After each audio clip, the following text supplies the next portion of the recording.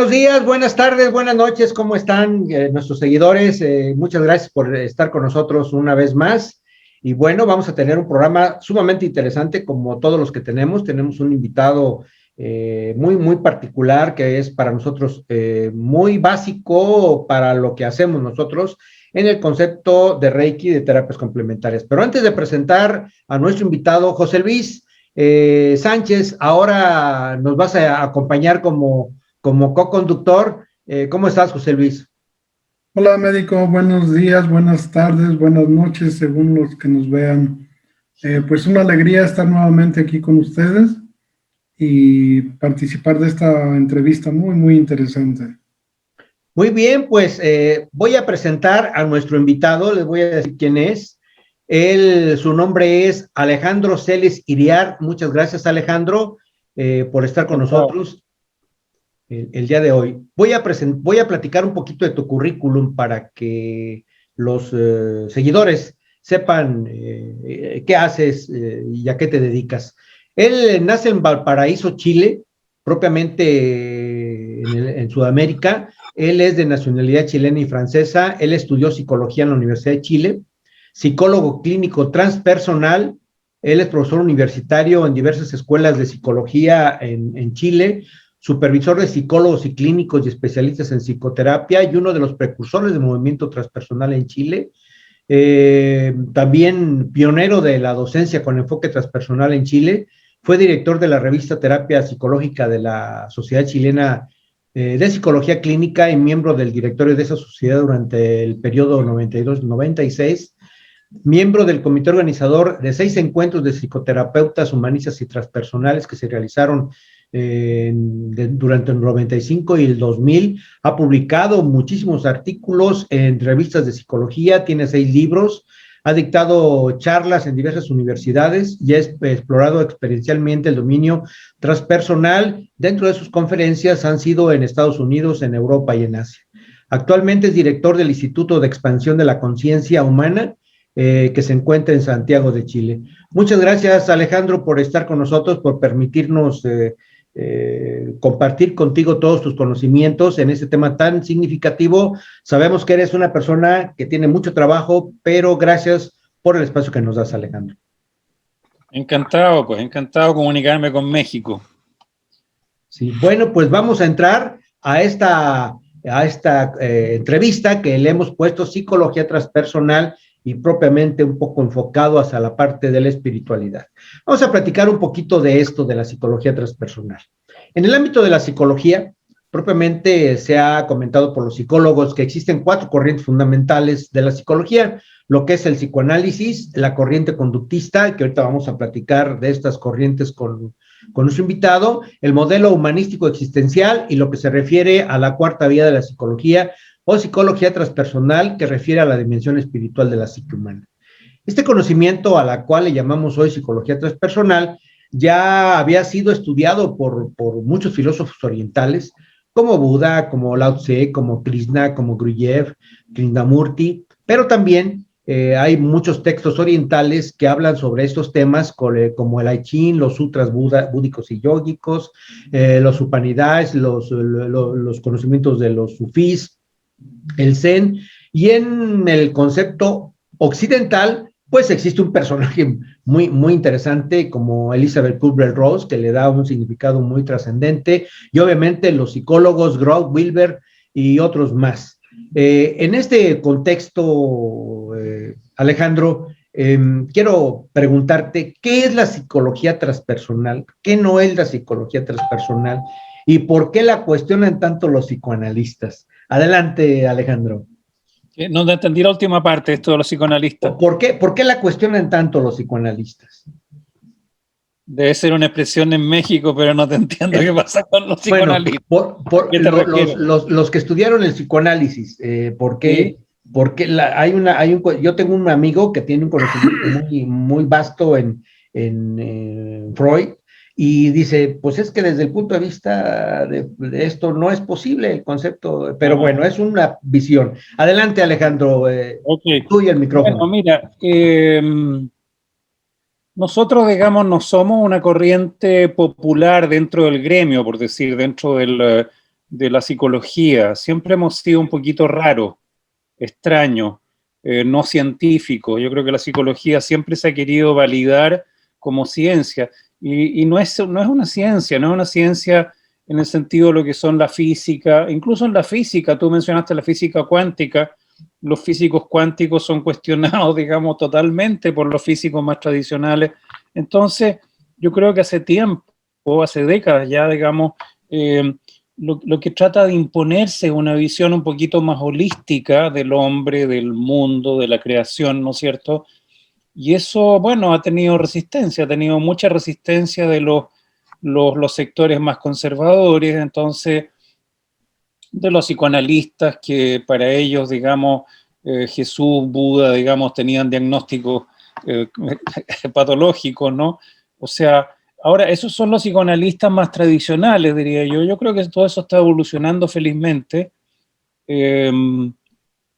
Y bueno, o sea, lo esencial para mí, y para mí, esto es una opinión muy personal, la psicología no tiene sentido sin una visión espiritual, ¿no? O sea, considerar al hombre como una máquina, ¿no es cierto? Como que nace de la nada, muere y se acabó todo, es a esta altura un poquito ridículo, digamos. O sea, no me hace ningún sentido, y en el nivel de crisis en que estamos, yo creo que es aún más necesario tener una visión espiritual, no en términos de tener una esperanza, como que no, qué sé yo, nos vamos a ir al cielo cuando terminemos, ¿no es cierto?, sino de una visión del mundo y del ser humano mucho más amplio.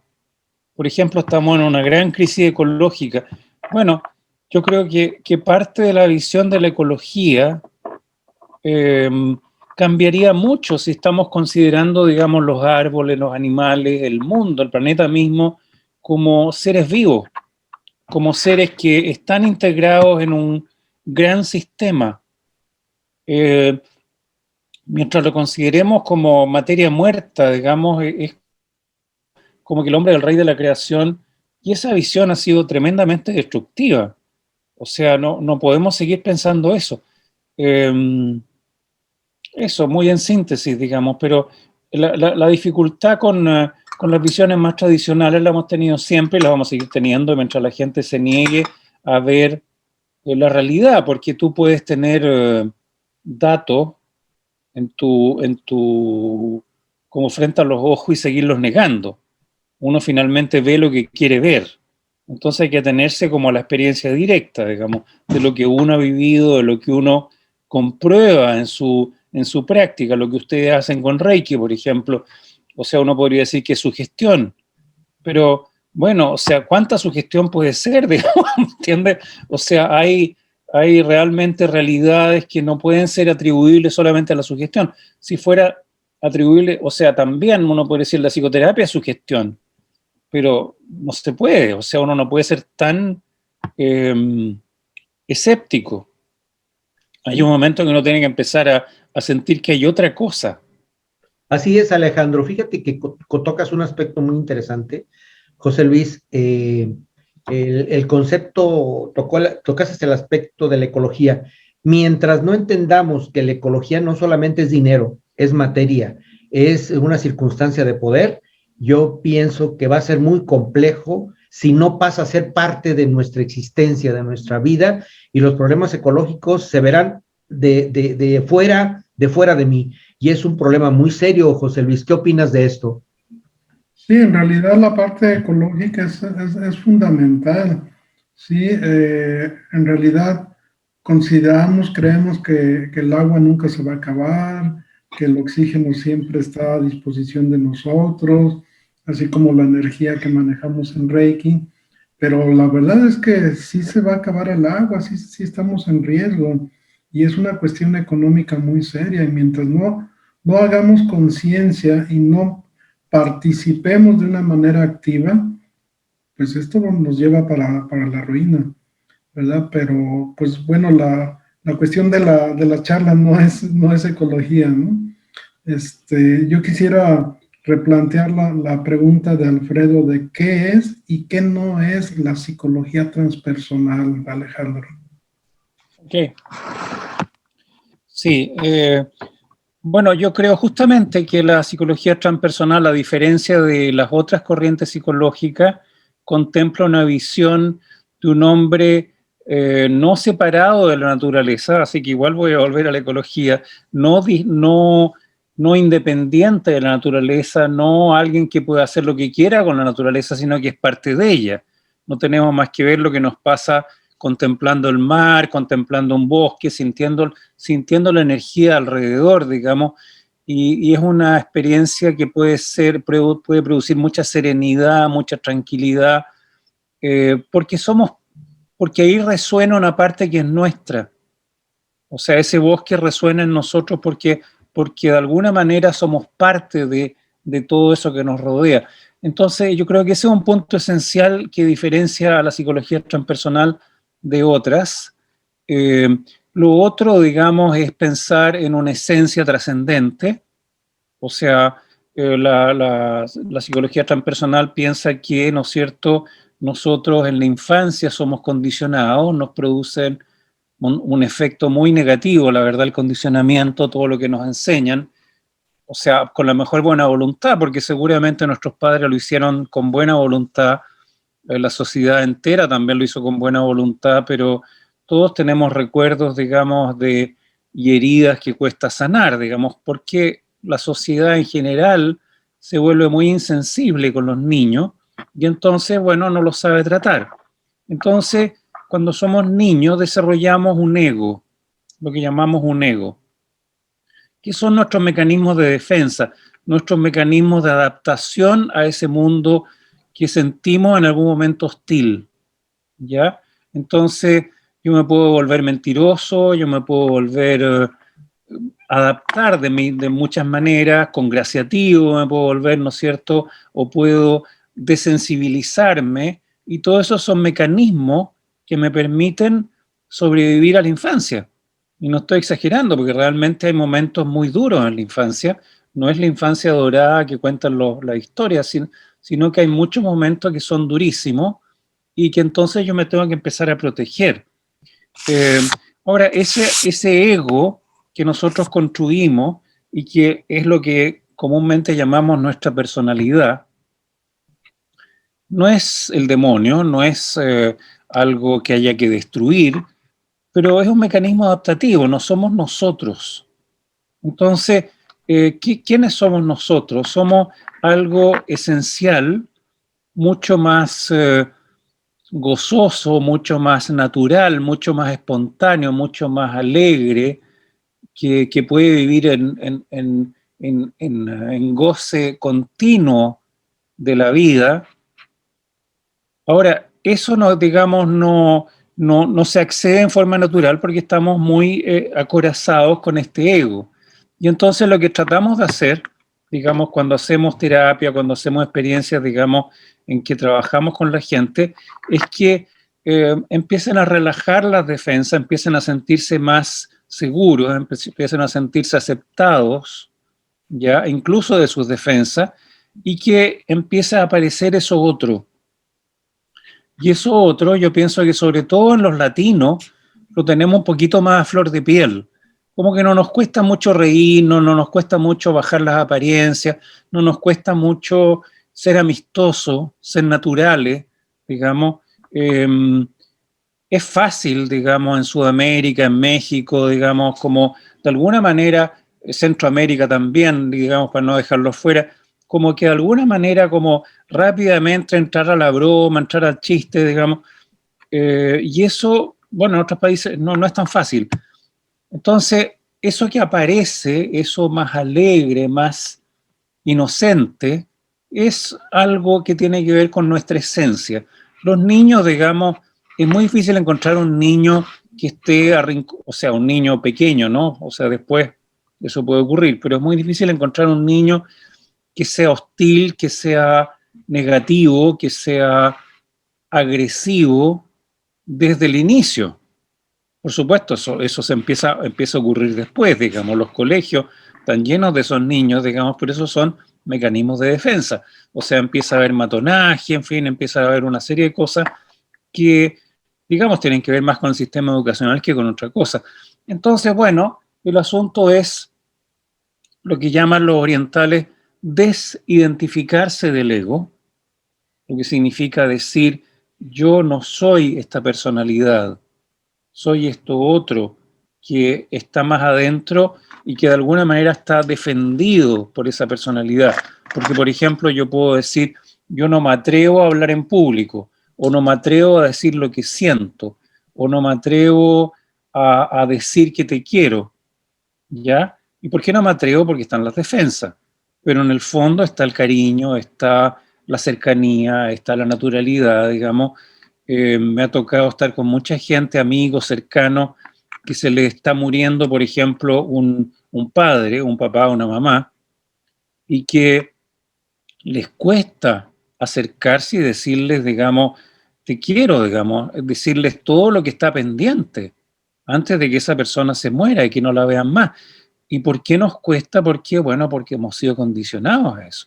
Ahora, cuando lo logran hacer, cuando logran acercarse y decir, mira, te quiero decir, por mucho que cueste, ¿ya? Por mucho que cueste, logren decir lo que sienten, bueno, es una maravilla, un desahogo, se logran despedir, logran decir todo lo que no se dijeron. Y eso es precioso, digamos, y ahí tienen una cercanía más grande con quienes son en realidad. Y eso en cierta manera significa descondicionarse, o sea, ¿qué es lo que dije? Desidentificarse de su personalidad. Alejandro, ¿Ya? hablas de dejar el ego en el hoy y el concepto de la trascendencia. Sí. ¿Cómo podemos diferenciar? ¿Qué es en realidad entonces eso que buscamos como seres trascendentes, Alejandro? ¿Qué es esa trascendencia? Bueno, uno tiene ideas, ¿no es cierto? Uno tiene ideas de que uno, qué sé yo, tiene que ver angelitos, tiene que ver seres iluminados, digamos, como mucho fenómeno paranormal, y eso no necesariamente es así, digamos, o sea, con solamente había un dicho de Milton Erickson, que es creo que era psiquiatra, digamos, que creó la hipnoterapia, es un hombre famoso, digamos, dijo que nunca era tarde para vivir una infancia feliz. Y yo o sea, a mí me conmueve ese dicho, porque en el fondo, nosotros somos como éramos cuando niños. O sea, somos capaces de reírnos de la misma manera, de decir las mismas cosas que decíamos, de ser naturales. Y yo creo que uno busca eso. O sea, no necesariamente flotar, no necesariamente atravesar paredes, ¿me entiende? Que son fenómenos paranormales, que la gente cree que ese es el objetivo. Y no es el objetivo es ser felices. O sea, vivir el rato que nos queda, ¿no es cierto?, en esta tierra, en la forma más plena posible. Lo que significa hacer lo que a uno le gusta, primera cosa, porque mucha gente hace un trabajo que no le gusta, ¿ya? Compartir con los seres queridos de una forma satisfactoria, vivir una vida íntegra. O sea, y esa vida íntegra nos va a traer felicidad. Entonces, yo creo que los objetivos más simples son los más importantes. O sea, ya con eso que dije, te fijas, es una cosa tremenda, digamos. Sí, Alejandro. ¿Cómo ves, José Luis? Esto es muy significativo en el concepto de la trascendencia. Así es, definitivamente. Yo ahorita recordé, no sé si allá se use esa situación que nos enseñan a los hombres aquí en México. Aquí en México decimos los hombres no lloran. Pero claro. Y eso nos limita, ¿sí? Nos tiene ahí sin poder trascender esos estados de los que tú nos hablas ahorita. Oye, fíjate que leyendo un poquito, estaba viendo a Stanislav Grof, ¿sí? Sí. Él menciona que debemos de hacer uso de los estados alterados de conciencia precisamente para sanar, para el crecimiento, para la introspección de esa que tú nos hablas, para poder tener ese otro, ¿sí? Pero también igual aquí en México los estados de conciencia alterados, aun cuando los logramos pues con una buena meditación, con una buena introspección, pero como que la moda ahorita son las plantas de poder para esa alteración de los estados de conciencia. Pero Stanislav Grof, ¿a qué se refería precisamente cuando él habla de esa alteración de estados de conciencia? Bueno, Stanislav Grof, digamos, por ahí por los años 50 recibió un paquetito del laboratorio Sandoz suizo, digamos, con unas muestras de ácido lisérgico, digamos, y le dijeron que lo invitaron a investigar los efectos, digamos, del ácido lisérgico. Y él estudió, y también Claudio Naranjo, digamos, y otros psicólogos y psiquiatras ingleses, en fin, una variedad de gente estudió los efectos de el ácido lisérgico, que es en el fondo tiene un efecto muy parecido al peyote que tienen ustedes allá, ¿no es cierto? O a otras plantas de poder, digamos, los hongos, en fin, etcétera, que son efectos muy parecidos, y en el fondo lo que dan esa sustancia es un vistazo de un estado alterado de conciencia.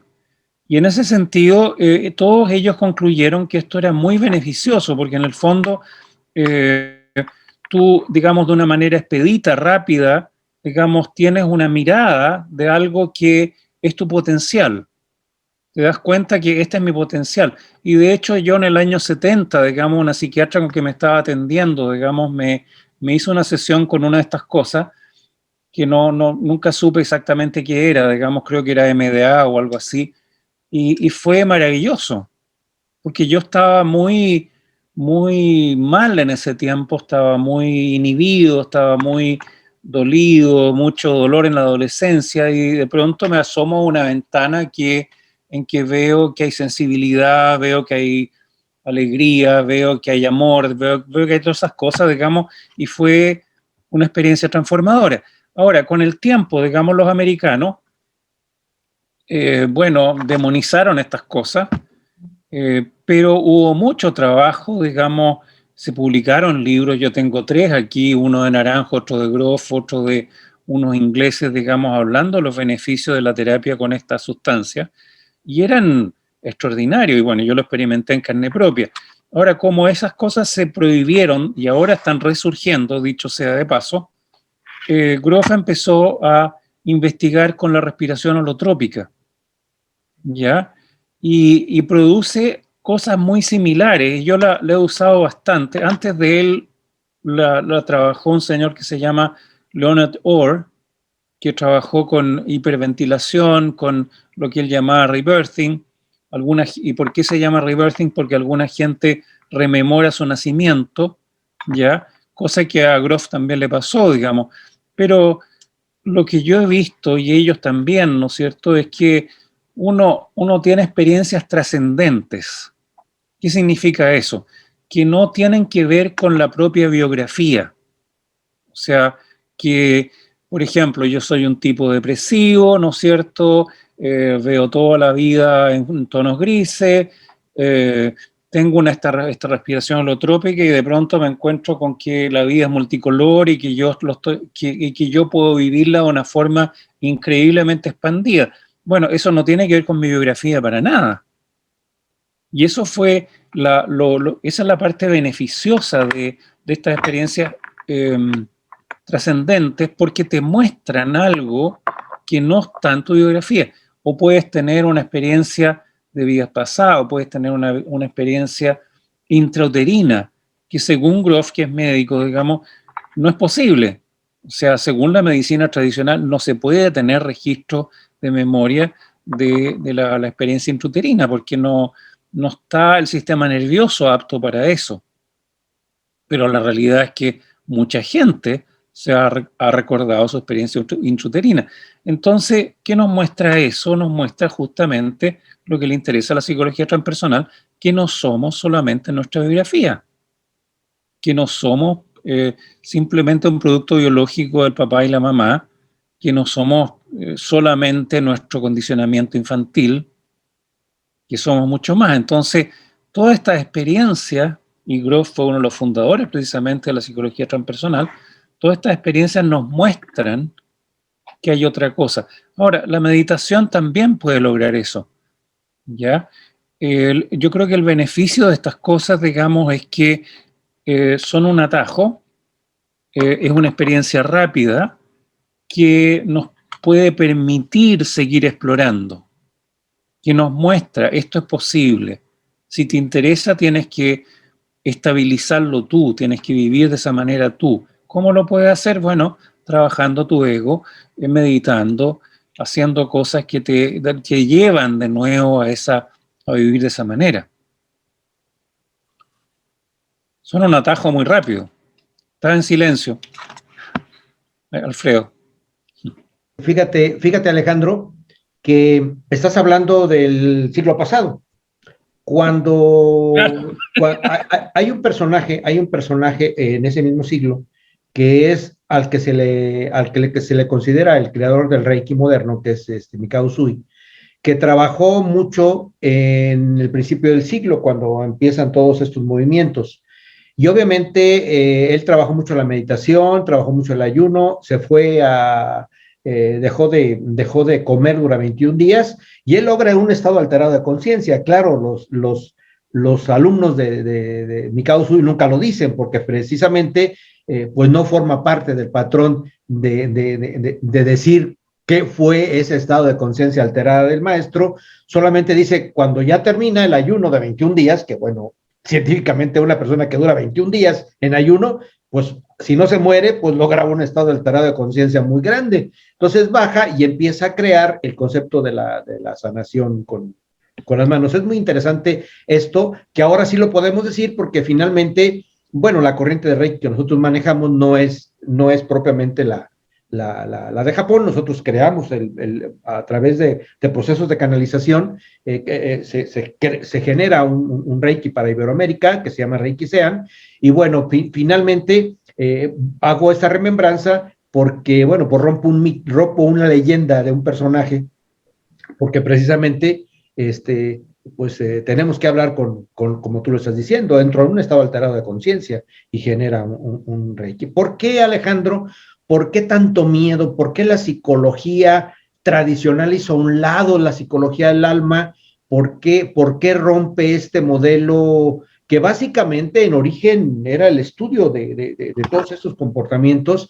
Y no me digas cuando llegamos al conductismo puro, donde nos ven solamente como o haces o mueves, ¿no? Un poquito lo vemos en el humanismo que quiere medio ajustar, pero ahora la psicología transpersonal nos da muchas armas, Alejandro. Bueno, tú mencionaste dos cosas, digamos, mencionaste la experiencia trascendente, mencionaste la canalización, que es otra cosa. Bueno, es algo que nos muestra otra cosa absolutamente. Ahora, yo he conocido varios canalizadores, digamos, y ellos, por supuesto, en algún momento tuvieron miedo de ser considerados locos, digamos.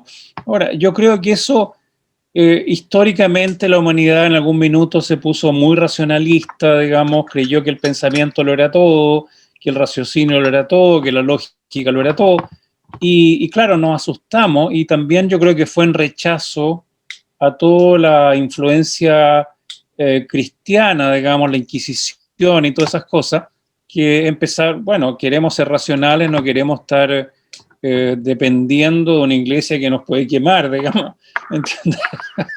Sí, o sea, de hecho, ¿cuánta gente que hacía las cosas que hacemos nosotros ahora los quemaron, digamos, justamente porque era brujería?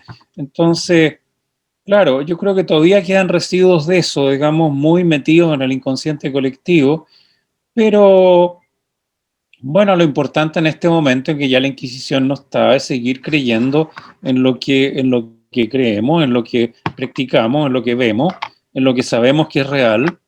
Y bueno, o sea, yo creo que hay mucho hambre de esto y yo creo que cada vez es más claro, y lo estamos viendo con la pandemia en forma muy, muy rotunda, que la realidad no es predecible, que la realidad no es esta cosa lineal, lógica, científica, sino que se comporta de formas muy locas y que no son predecibles. Nuestra vida no es predecible. Entonces, mientras más la gente está viendo esto, que su propia vida, que no tiene ningún control sobre su propia vida, esa es la realidad de lo que está pasando. Yo creo que se están abriendo más a estas cosas ilógicas.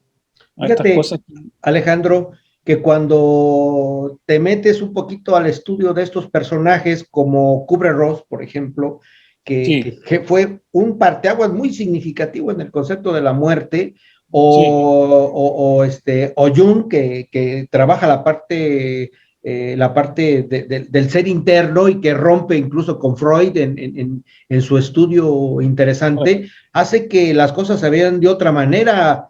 Alejandro, José Luis, ¿cómo ves esto de este concepto, José Luis? Pues sí, en realidad ya desde el punto de vista ya un poco más científico, ¿no? Eh, y ya que estamos mencionando la cuestión también de las canalizaciones, porque a lo mejor tenemos alguna confusión. Alejandro, ¿nos podrías decir qué es la intuición desde la psicología transpersonal? mira, yo siempre cuando hablo de intuición en mis cursos, les pregunto a los psicólogos, ¿a ustedes les hablaron de esto en su carrera? Y todos dicen que no. A nadie se la mencionan. O sea, ¿por qué? Porque es algo inasible, algo incontrolable, algo misterioso que nadie sabe lo que es, ni siquiera nosotros sabemos lo que es, digamos, está claro. Pero podemos confiar en ella. Entonces, para mí la intuición es un mensaje, una capacidad que uno tiene de conectarse con algo trascendente. ¿Qué significa algo trascendente? Algo que no es lógico, algo que te supera, que supera tu ego, que supera tu racionalidad, que es inesperado, que no lo puedes controlar y que viene en la forma más incontrolable posible y que nunca sabes tú qué te va a decir. Entonces, para mí, la intuición en la vida corriente, en la terapia, es esencial. O sea, y así lo enseño yo, digamos. O sea, de verdad, conéctense con su intuición porque el manual en el día a día no les sirve. Eso es lo que les digo a mis alumnos. Ahora, yo creo que entre la intuición y la canalización no hay demasiada distancia. Simplemente la canalización para mí es una cosa más amplia, más completa de lo mismo, de eso mismo que se revela en la intuición en cada uno de nosotros. Sí, Ahora, por ¿cómo ejemplo, yo...? ¿Sí? ¿Perdón? no, iba a comentar que, por ejemplo, nosotros en la Alianza Reiki Sean enseñamos una terapia, bueno, básicamente enseñamos 4, pero la terapia general les decimos, esta es la terapia y así debes de hacerla porque así está marcada. Conforme el estudiante va avanzando, pues ya le decimos, ok, ya echa mano de tu intuición y ya dirígete un poquito más a lo que tu intuición, ese mensajito que llega de por ahí para poder hacer bien las terapias, ¿no? Exacto, exacto. Es que de alguna manera nos enseñaron que somos unos pobres pecadores, digamos, y que somos como, estamos en la base de la escala humana, digamos, y que en el fondo no tenemos acceso directo a la espiritualidad, que necesitamos intermediarios. Y yo Fíjate, creo que, Alejandro, que tú lo mencionabas, déjame decirte que en México todavía tenemos un problema muy serio de muchos miedos, ¿eh? Los que nos dedicamos a esto, incluso la propia familia, dice, oye, estás haciendo cosas que no, que van contra Dios. Bueno, no sé si amar va contra Dios y poder utilizar todo esto que el mismo maestro Buda o Jesús o Krishna o todo eso lo hicieron. Alejandro, Abraham Maslow nombra algo muy, muy significativo, las experiencias cumbre como los estados de interconexión y unificación espiritual. Sería muy interesante que nos comentaras esto y cómo relacionar el sentido de la vida, que también menciona por ahí un escritor, Víctor Fram, Franklin, y cómo relacionar esto con el concepto del impacto de la trascendencia en la mente, Alejandro. bueno, Maslow muy tímidamente, digamos, investigó estas experiencias cumbre como en los años 50, muy tímidamente porque temía temía que se rieran de él, digamos, que lo encontraran ridículo, y de hecho hubo algunos escritos que él guardó por años, no se atrevió a mostrarlos, digamos, pero él es el que empezó a investigar estas cosas, empezó a investigar que había gente que él llamó autoactualizados, digamos, que vivían de una manera diferente.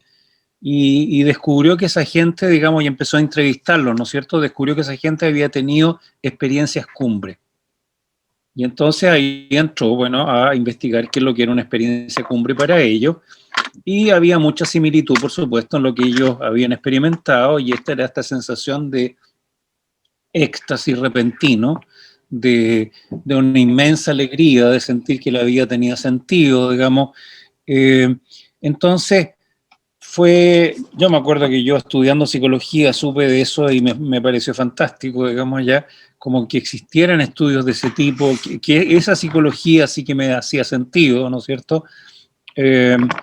Entonces, yo creo, y yo estimulo mucho que cuando tengo alumnos, digamos, me cuenten un poco sus experiencias, porque muchas veces dudan de ellas, ¿ya? Tienen una experiencia cumbre, digamos, y dicen, bueno, qué sé yo, debo haber tomado algo sin darme cuenta, digamos, ¿no es cierto? Como que esto fue un accidente, y lo descartan.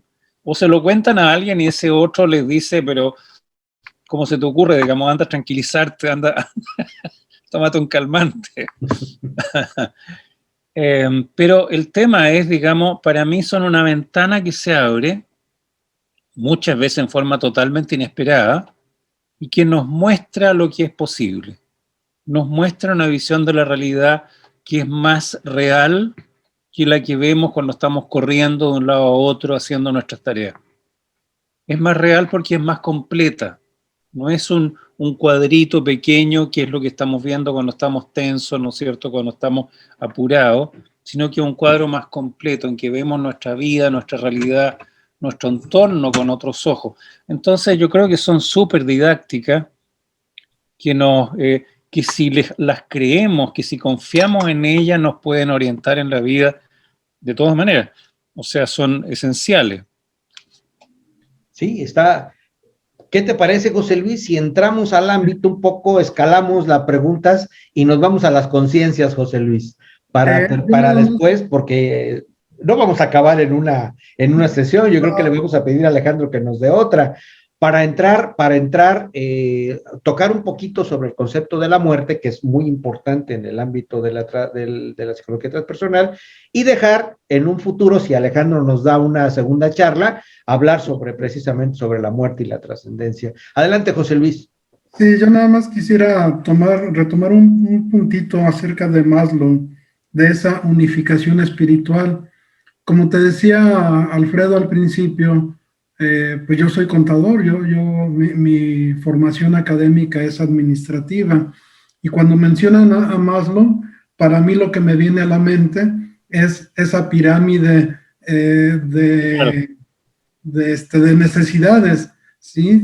Que empezamos con las biológicas, etcétera, etcétera, y termina con la autorrealización, y creo yo que entonces, en este caso, esa autorrealización va de la mano con esa experiencia espiritual que seguramente él investigó, como nos lo comentas hace rato, ¿verdad?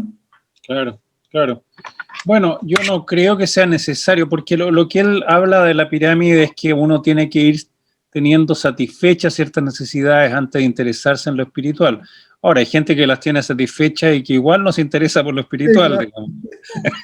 Sí. Que, más bien, la gente que se interesa por lo espiritual en realidad siempre ha sido poca. Yo nunca he logrado entender por qué, pero, o sea, estoy hablando de lo espiritual en serio, no estoy hablando de los que van a los templos, las iglesias, digamos, ¿no? O sea, estoy hablando de verdad interesarse. Bueno, pero no creo que sea necesario tener todo eso satisfecho para tener una experiencia mística. De hecho, digamos, yo creo que alguien que puede ser pobre, que puede estar pasando hambre incluso, digamos, puede tener una experiencia mística. Y de hecho, en Oriente, digamos, los hindúes que nunca se han destacado por tener todas sus necesidades básicas satisfechas, tienen experiencias místicas, son muy populares. Entonces, Yo creo que Maslow más bien habló con la pirámide de cuándo uno se empieza a interesar. Y yo creo que eso es correcto, digamos, en lo espiritual, o puede interesarse en lo espiritual, que no siempre, como decimos, lo hace, pero, pero que para tener una experiencia mística no es necesario tener todo eso abajo satisfecho. O sea, yo creo que no, felizmente, porque si no, solamente los ricos tendrían experiencias místicas y ya sabemos que no es así. Sí. Y en México, José Luis, yo creo que si le hiciéramos caso totalmente a esa pirámide, pues no comeríamos por estar buscando la seguridad, ¿no? Que es un escalón mucho más alto. Pero bueno, ahora sí nos vamos a meter. En ese mismo ámbito, Alejandro, hablamos ya de experiencia espiritual, hablamos de ego, hablamos de trascendencia. Ahora vámonos a una de las cosas que pudiéramos englobar todo esto, el concepto de la conciencia, el concepto de ser consciente y si en realidad el ser humano tiene diferentes estados de conciencia y en qué momento ese estado de conciencia se puede hacer, entre comillas, consciente para permanecer realizando experiencias espirituales. Bueno, este es un tema. Yo toda la vida yo he estado con algunos maestros, digamos. A mí me interesa lograr lo que llaman el despertar, lograr lo que llaman la iluminación. Yo he tenido al menos 3 maestros en realidad que se dicen en ese estado. Ahora, yo no sé exactamente lo que es eso, es algo que precisamente se intuye. Tú ves a la persona y tú puedes sentir que hay algo diferente, no lo puedes definir, no sabes muy bien. Ahí hay que tener cuidado con las proyecciones, porque uno puede creer, digamos, de que la persona para estar en un estado superior tiene que estar flotando y tiene que ser de una bondad infinita, y muchas veces esas cosas no son así. Pero digamos que ese es un estado superior, superior y poco frecuente. Pero si nosotros miramos con el ánimo que nos levantamos en la mañana, vamos a encontrar distintos estados de conciencia, porque cuando estoy gruñendo, enojado, peleando con mi señora, digamos, peleando con toda persona con que me encuentre, bueno, claramente estoy en un estado de conciencia contraído, bajo, y que es desagradable además, digamos, los estados de conciencia más contraídos no son gratos para uno ni para el otro.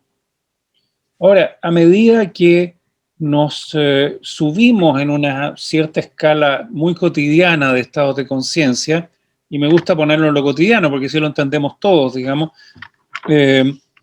yo creo que estamos más relajados, respirando más amplio, más contentos, más armónicos, sentimos armonía, la vida se ve como más grata, tenemos mejores relaciones con los demás. Entonces, si contrastamos esos dos estados que son cotidianos y lo estamos viviendo todos, a veces en el mismo día, ¿no es cierto? O sea, nos damos cuenta que somos nosotros los que cambiamos, que no es la realidad exterior, sino que nosotros, con nuestra actitud, cambiamos cómo percibimos esa realidad exterior y cómo nos vivimos nosotros. Entonces, para mí eso es lo más cotidiano de los estados de conciencia. Ahora, a medida que subimos, podemos encontrar las experiencias místicas, qué sé yo, en fin, experiencias en que de alguna manera vemos las cosas en forma más global, en forma más total, en forma más armónica, nos sentimos parte de ese todo. Ahora, lo que describen los seres iluminados, digamos, bueno, es sentirse parte de todo. Lo que ellos dicen es que el ego, digamos, simplemente desaparece, como que ellos ya dejan de estar separados de todo esto. Y bueno, yo no puedo decir que sé lo que es eso, digamos, he tenido experiencias muy hermosas, digamos, en que me siento muy en éxtasis. Y eso ya es un anzuelo suficiente como para querer seguir en ese camino. Y yo creo que todos hemos tenido algún tipo de experiencia de ese tipo. Y a mí me gusta considerarlo como una indicación de lo que es posible, lo que nos hace perseverar en el camino. Fíjate, Alejandro, que en Occidente existen básicamente dos alternativas de conocimiento: el dogma de la religión y el axioma de la ciencia, ¿sí? Claro. Algo que no se quiere cuadrar. Sin embargo, hay muchas cosas que van más allá, por ejemplo, con el concepto de la sanación en el Reiki, o lo que se hace en el yoga, o lo que se hace en el Zen, ¿sí? Y muchas veces, como lo comentamos hace un rato, son cuestionados por los científicos o los religiosos, depende de con quién te platiques. Si quieres, si estás utilizando el Reiki, los científicos te quieren apalear, y si estás utilizando el Zen también, y si estás utilizando el yoga, los religiosos cristianos Claro. te dicen que, bueno, este es un caos. ¿Cuál es la opinión de la psicología transpersonal en este tipo de aspectos de los dogmas y de los axiomas, Alejandro? Bueno, mira, para empezar, decirte que no hay una sola psicología transpersonal. O sea, en el fondo, yo he conocido psicólogos transpersonales que te hablan de cosas que yo no estoy para nada de acuerdo. Entonces, yo lo que creo es que esto tiene que pasar por tu experiencia. Y el camino espiritual tiene que pasar por tu experiencia. Ahora, eso inmediatamente, ¿no es cierto?, cuestiona todos los dogmas espirituales, los dogmas cristianos y que María era virgen y todas estas cosas que te dicen que tienes que creer por ilógicos que sean, o que la Santísima Trinidad, todas estas cosas, digamos, que si uno empieza a explorar en los ¿cómo se llaman? En los evangelios gnósticos, digamos, o los evangelios que se descubrieron en el Mar Muerto, en fin, estas cosas, bueno, resulta que lo que transmite el cristianismo no era exactamente lo que dijo Jesús. Entonces, y eso ha sido un fenómeno que se repite muchas veces con los maestros, digamos. Una cosa es lo que dicen ellos y otra cosa es lo que los seguidores empiezan a construir. Y respecto al cristianismo, digamos, se sabe que en los siguientes concilios, ¿no es cierto? Yo incluso estuve en Nicea, donde se hizo el primero, y creo que un par más. Ahí se pusieron de acuerdo si Jesús era divino o no, digamos, en fin, estas cosas como que uno después se entera y dice, pero ¿cómo? O sea, yo creí que esto era así, y no, pues es lo que te enseñó el cristianismo. Entonces, ahí tú dices, bueno, el camino espiritual es a través de la experiencia directa, no a través de los intermediarios. Incluso un maestro puede ser una inspiración, pero no es que tú puedas tener la experiencia a través de él, sino que él te puede ayudar a tener la experiencia. Esa es mi visión. Ahora, respecto a la ciencia, a mí me encantó cuando empecé a leer un poquito más de física cuántica, porque, claro, te muestra una revolución dentro de la ciencia, o sea, con los mismos métodos de ellos.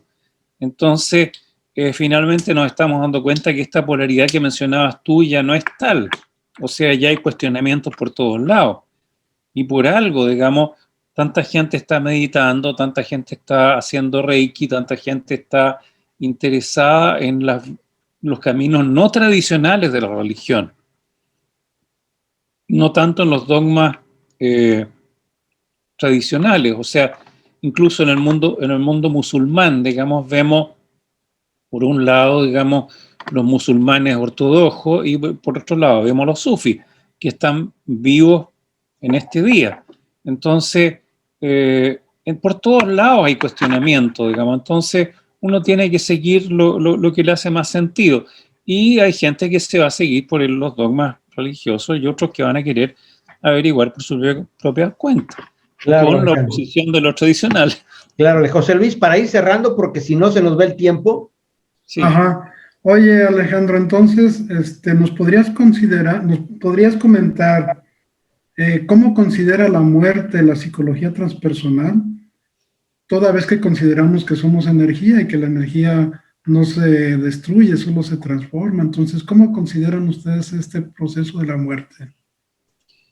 Bueno, yo creo que esto, una cosa es hablar de ella y otra cosa experimentarla, ¿ya? Porque, claro, Claro, porque mi madre murió hace 2 años y te digo, fue un cataclismo para mí, un cataclismo de verdad. Entonces, tú puedes decir, no, la muerte, en fin, claro, todos seguimos vivos, en fin, todos trascendemos. Yo estoy absolutamente convencido de que hay vida más allá de la muerte, eso sí. Ahora, no tengo una experiencia directa. No es que yo me haya salido del cuerpo, que alguna gente ha tenido la suerte de hacerlo, digamos ya, pero no tengo una experiencia directa, pero yo confío profundamente en que hay otra vida. eh, y que claro, digamos, no, en el occidente tenemos ustedes no, parece que tienen fiestas, ¿no es cierto?, en torno a la muerte y todo esto. Eso para mí todavía es muy ajeno, es muy raro. Esto que se paseen con vestidos de esqueletos y todas estas cosas, pero debe ser muy saludable, o sea, porque digamos en el occidente más tradicional, la muerte todavía es tabú, todavía es algo que no hablamos mucho, que no enfrentamos mucho, que negamos. Entonces, yo creo que hay mucho que hacer por ahí. Tengo un amigo que hace talleres para familiarizarse con la muerte y yo lo estaba invitando a mis cursos para que participe y para que enseñe lo suyo, digamos, y ha sido muy provechoso. La gente no habla de esto. Aún hoy día no se reúnen grupos para decir cuáles son sus percepciones de la muerte, cómo siente esto, cuándo la ha vivido, qué dudas tiene, qué miedos tiene, todo eso. Eso es algo que hay que explorar de todas maneras. Bueno, lo vamos a considerar esto que dices. Para cerrar, Alejandro, porque si no se nos va el tiempo, José Luis, creo que tendremos una invitación después. ¿Cómo consideras tú como psicólogo transpersonal lo que hacemos nosotros como terapias complementarias y en especial el Reiki? ¿Hay algún sentido desde la psicología transpersonal para concluir el programa? Por supuesto, digamos, o sea, yo creo que acá la única cautela que uno tiene que tener, digamos, es si esto es tu propia experiencia, ¿ya? Porque como esto es tan inasible, tan poco concreto, hay mucho charlatán en todos lados, digamos, por todos lados, digamos, que te dicen, no, yo canalizo, qué sé yo, y no canalizan nada, ¿me entiendes? Entonces, yo creo que uno tiene que ser muy sincero en esto y creer en lo que está haciendo, y ese es el único filtro, digamos, o sea, yo creo que es muy importante explorar todo esto, todas estas terapias alternativas, digamos, y transmitir lo que uno, y confiar en lo que uno vivencia, confiar en lo que uno hace, confiar en lo que te dicen las personas a quienes les hace Reiki, qué es lo que sintieron, qué les pasó, qué efecto tuvieron. Entonces, en realidad estamos explorando en la oscuridad, algo que era totalmente oscuro, ¿no? Eh, pero hay que confiar, porque realmente por algo lo estamos haciendo. Entonces, eh, yo confío profundamente en lo que hago, sé que hace bien, y yo creo que ese elemento es importante entonces para seguir adelante. Y yo creo que todos los que trabajamos en esto, digamos, deberíamos confiar en nuestra experiencia directa. Okay. Muy bien, Alejandro. José Luis, un último comentario. Sí, nada más con respecto a lo que comentas de los intermediarios. Nosotros, la formación que tengo en este aspecto, pues hablamos de la cuestión de las eras precesionales, ¿sí? Y decimos que la era de Piscis era una era en la que requerías de ese intermediario, necesitabas el sacerdote, necesitabas un ser intermediario entre tú y la divinidad, y que ya ahorita en esta era de Acuario, una era positiva, ya no necesitas ese intermediario, ya la comunicación es directa, de hecho le llamamos protocomunicación, o sea, ya una comunicación más directa con una divinidad que a lo mejor podría estar avalada precisamente a través de la psicología transpersonal. Ese sería mi comentario para cerrar, médico. Muy bien, a último comentario, Alejandro. Bueno, no necesitamos que nadie nos avale, la verdad, ¿eh? Ni la psicología transpersonal, ni nadie. O sea, necesitamos avalarlo nosotros. O sea, toda la gente que ha hecho camino en esto ha confiado en lo que hace, ha confiado en su experiencia, digamos, y no se ha regido tanto por la opinión de los otros, porque muchos van a opinar en contra, y ustedes lo saben, digamos. O sea, entonces uno no puede estar dependiendo de esas opiniones. Los pioneros, que somos todos pioneros en realidad, ¿no es cierto? Tenemos que confiar en lo que hacemos. Claro. Pues muchas gracias, Alejandro, por tu participación. Muchas gracias, José Luis.